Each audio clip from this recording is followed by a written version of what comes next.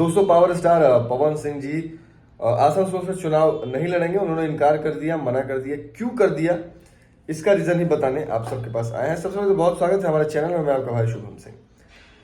जैसा कि कल से एक न्यूज बहुत तेजी से चल रही है कि पावर स्टार पवन जी जो है वो आसनसोल से चुनाव लड़ने से उन्होंने मतलब इनकार कर दिया है। और ये बात सही भी है, इनकार सही में किया गया है। और क्यों किया गया है, इन सब चीज़ों को मतलब इन सब चीज़ों के पीछे रीज़न क्या है, ये लोग जानना चाहता है। तो मैंने टीम से बात भी किया और टीम से बात किया तो मुझे बहुत सारी जानकारियाँ मिली और मैं यहाँ पे वो जानकारी आपको बताना है और रियल बताऊंगा, क्योंकि मैं थोड़ा लेट से वीडियो बना रहा हूँ, लेकिन सारी चीज़ों को सोचकर समझकर जानकर तब मैं ये वीडियो बना रहा हूँ।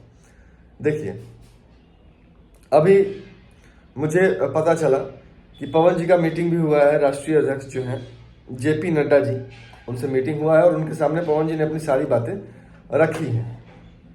नड्डा जी के सामने उन्होंने सारी बातें अपनी रखी है और उनको कोई शौक थोड़ी चढ़ा है यार कि वो चुनाव नहीं लड़ेंगे या फिर वो मना कर देंगे। उनको कोई शौक थोड़ी चढ़ा है कि वो मना करेंगे।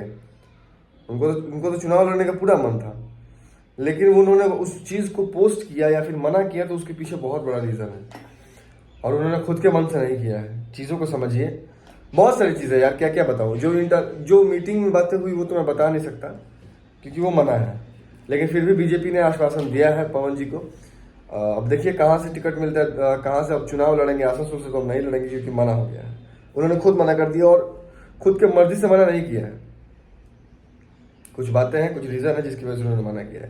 हालांकि नड्डा जी से मीटिंग हुई है और मीटिंग में बीजेपी ने आश्वासन भी दिया है पवन जी को कि आप धैर्य रखिए, और उन्होंने विश्वास जताया है। और देखिए अब कहाँ से टिकट मिलता है।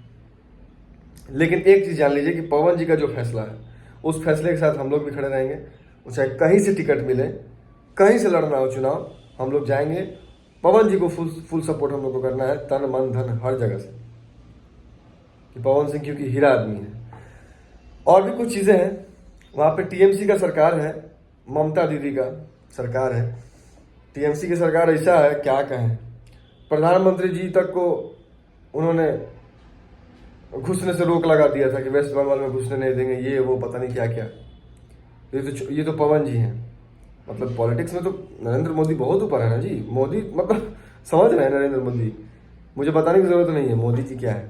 तो टीएमसी की सरकार इतनी वहाँ पे होता नहीं है कि अब क्या कहें, बुराई किसी का क्या करें समझ में नहीं, लेकिन गलत चीज़ है। अब इंटरनल रिपोर्ट्स के मुताबिक ये भी पता चला है कि टीएमसी ने वहाँ पे पवन सिंह को जान से मारने के लिए प्लान बनाया हुआ था। अब बताइए, सीबीआई और मतलब सीबीआई जो है, सीआईडी वगैरह है, इन सब से इंटरनल जानकारी मिला है कि वहाँ पे पवन जी के खिलाफ बहुत सारी चीज़ें हो रही थी। षड्यंत्र रचा जा रहा था, प्लान बनाया जा रहा था कि इनको जान से मार देंगे, इनके रैली को भंग करेंगे, इन पे जानलेवा हमला करेंगे, ये सारी चीज़ें चल रही थी। बताइए, अब हमारे पवन जी धरोहर है भोजपुरी इंडस्ट्री के, तो मैं भी अगर वहाँ होता तो मैं पवन जी को बोलता कि इससे अच्छा मत ही लड़िए। अगर मैं अगर पवन जी का मैनेजर होता या पवन जी का हमेशा काम देखता है या सारी चीज़ें करता, तो मैं भी बोलता कि भैया आप यहाँ से रहने दीजिए। क्या ज़रूरत है अपने जान को जोखिम में डालने का। और हमारे पवन जी हमारे लिए बहुत प्यारे हैं, बहुत प्यारे हैं। तो ये तो गलत चीज़ है कि कोई चुनाव लड़ रहा है तो उसको जानलेवा धमकी देना है और ये सब चीज़ें, तो उन्होंने मना कर दिया। उसके पीछे भी रीज़न है। और जो उन्होंने लिखा है पोस्ट कि मैं नहीं लड़ पाऊंगा, वो उन्होंने खुद के मन से नहीं लिखा है, उनको कोई शौक नहीं लिखने का। और एक चीज़ कि शेर अगर 2 कदम पीछे जाए ना तो ये मत समझिएगा कि वो डर गया, वो झपट्टा मारने के लिए तैयारी कर रहा है। तो जो लोग न्यूज़ चला रहे हैं कि पवन सिंह डर गए, ये वो, शेर डरता नहीं है कभी। शेर अगर 2 कदम पीछे हटा है, कुछ बड़े की तैयारी में है। बस वेट करिए और देखिए क्या क्या होता है, लेकिन होगा, कुछ तो बड़ा होगा। आश्वासन दिया है बीजेपी ने, जेपी नड्डा साहब ने, कि आप धैर्य रखिए, कुछ अच्छा होगा। तो बस इंतज़ार करिए। बहुत सारी चीज़ें हैं जो मीटिंग में हुई, मैं नहीं बता सकता, उसके लिए माफ़ करिएगा। बस इतना है कि वहाँ पर उनको जानलेवा धमकियाँ मिलने लगी थी, उनकी जान मारने की धमकी मिली थी, प्लान बना हुआ था कि ऐसे ऐसे पवन जी को विरोध करना है। विरोध करने के लिए वो किसी भी हद तक जा सकते थे। पिछली बार ही बहुत सारे बीजेपी नेताओं को उन्होंने मार दिया था, मरवा दिया था। तो ये सब खराब चीज़ है।